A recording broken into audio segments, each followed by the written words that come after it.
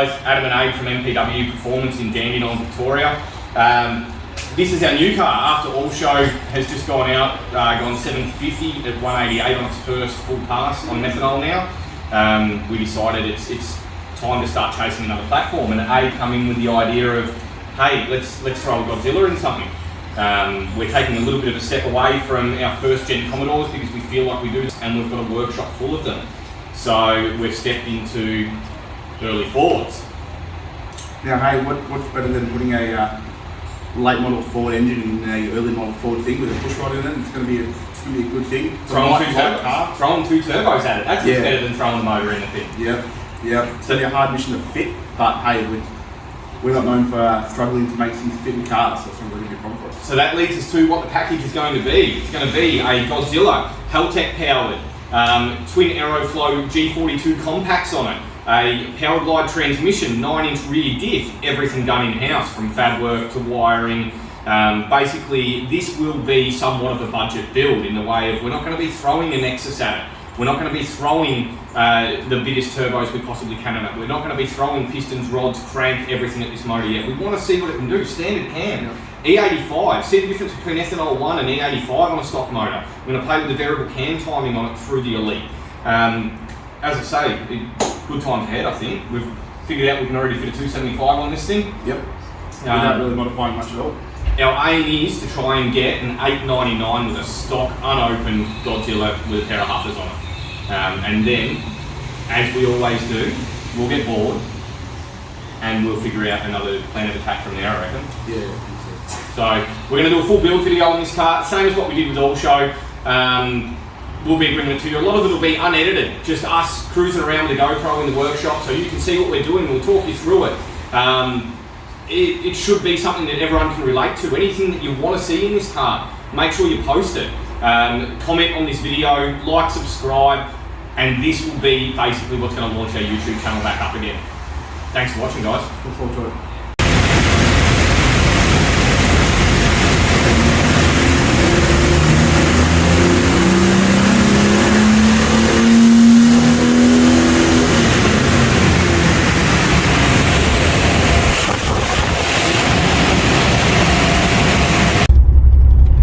So here we are in the XF that we've purchased for a new project. We're just taking it for a test drive, making sure everything's good before we end up molesting this thing, taking everything apart. It's definitely missing a cylinder, hey? Yeah, it's definitely not ideal. It definitely doesn't make any vacuum for the booster. It's definitely deserving of a motor swap. And like an XF, you have to hit the speedo for it to work. Which it currently is, which is fantastic. Do you reckon it's as good as my thing when it was a shit eat red SL? I don't know, mate. This thing's pretty good. I don't know. Remember my thing? 60 k's an hour, it could go into reverse, didn't even blow up. Oh, really? I know, Ford's built tough.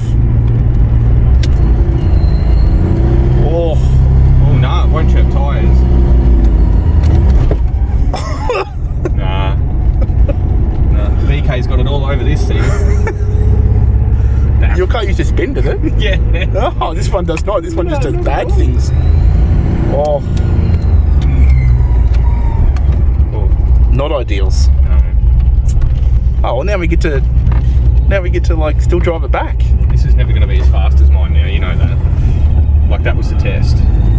Oh, now it makes all the gearbox noises. Oh.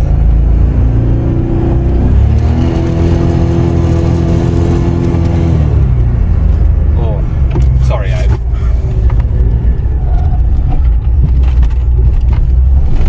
Oh.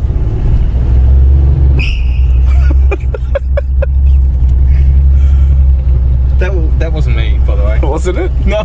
Okay. Still a car. Still not a pusher. So, do we have reverse still? Oh, we're back in one piece. Oh no, don't feel like we do. Hey boys, we don't have reverse. You're gonna have to push it out now. So the day's finally come, Abe. Yes, it has. The big donk out. What do you reckon? And the little donk in.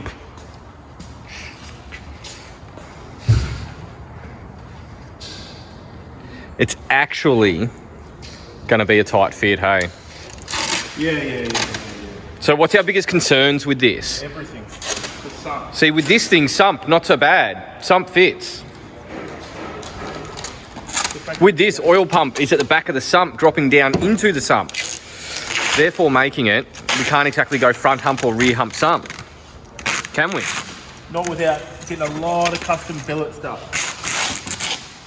So, and this being on a budget, we're going to see what we can do front end wise, K-frame wise. Might put a molly front end that we can fab up here in it.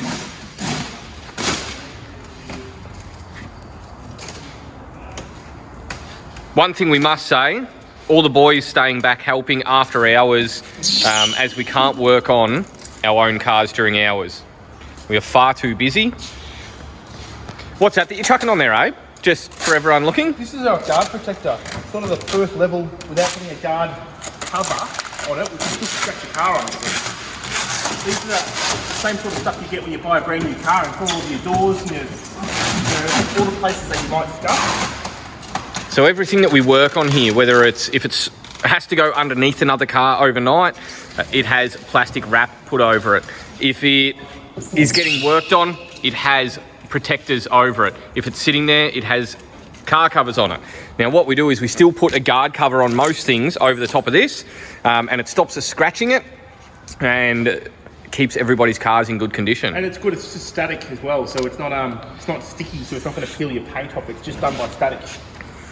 So it comes off. We've never had an issue with it peeling paint. So here's All Show sitting here, ready to go racing. How many test days have we missed out on now since we raced Heathcote? I think every time Paul's got excited to come with us again and lay upside down in this thing. Every opportunity to go up to Sydney and see all our friends up there. We've gone to go to Sydney, 3 or 4 times now. Every time, a couple of days out, it's cancelled. Either coronavirus, weather, nothing's been on our side. So once you disconnect that battery, I reckon we go up and see what the auto smells like. I mean, see if it's got any fluid in it. It was actually funny, eh? So this is a closer look at XFZILA. So this is the workshop Falcon. As you would see inside from the test drive videos, it is in really good nick. Aesthetically, we're going to keep everything on it the way it is now.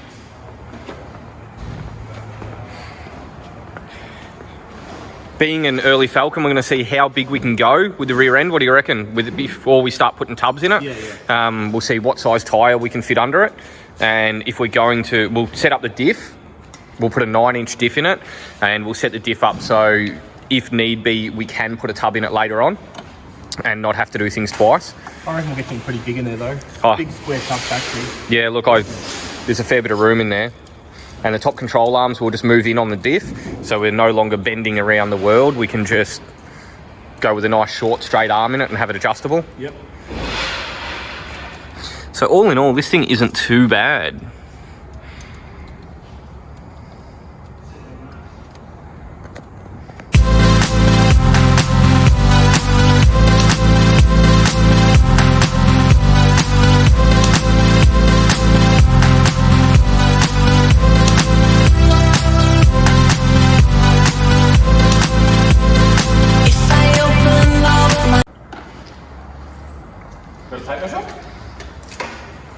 I have many. So that's the engine out, as you can see. Basically, next port of call is to measure how wide this Godzilla is versus how wide our strut towers are. We already know we have to cut it, but how much? And now you can see our problem, or our main dilemma in here, when we're going to rear pick up sump, and we've got a drag link coming across the back. So we may look at knocking out our K-frame, as they're welded in these guys, and then try and bring a rack up the front of it. See if we can retain a factory sump on this car, see what happens. Can you remember how wide the Godzilla was? I thought it was like 68, 70. Just gonna measure that. Go see what that is, and then we'll come back.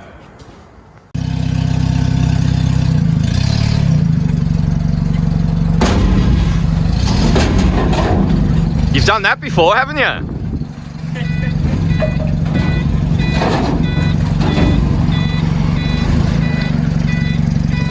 It just doesn't want to go.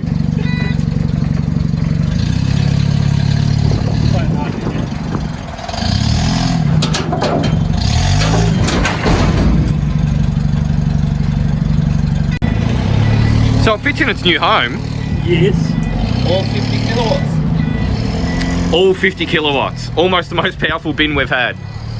Hey guys, so that's us. That's episode 2 out of the way.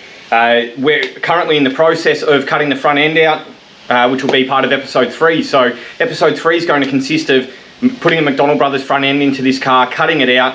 Now the reasons we've gone to a McDonald Brothers front end in this is bang for buck. So when we're looking at the time and the money it's costing to do that over buying a sump or a dry sump setup with external oil pump and the complexity of that, we want to try and keep this engine as is with the oil pump in the back of it, and this allows us to move the cross member forwards, get rid of the steering box and put a steering rack in front of it. Now this is a much more cost effective way of doing it than putting a dry sump or an external oil pump onto it with a custom sump. So that'll all be in the next video. You'll see that from start to finish. Sorry about the quality of this video. We were doing it all with phones. So we've got ourselves set up a lot better with drones, with GoPros, with everything to make it a little bit better for you guys. But if there is anything that you want to see or any of the processes that we do that you want to see more in depth, feel free to put it on here. We're happy to make this as educational as possible and show you guys how we do our tin work, or how we mount our front ends, how we square everything up, how we're going to mount the engine, how we get our engine angles, all that kind of gear. So anything you want, drop it in the comments. Like, subscribe, it helps us out greatly. Jump onto our website, have a look at our merch if you want any MPW merch. We're getting XFZILA packs up at the moment. But once again, thank you guys. See you in the next one.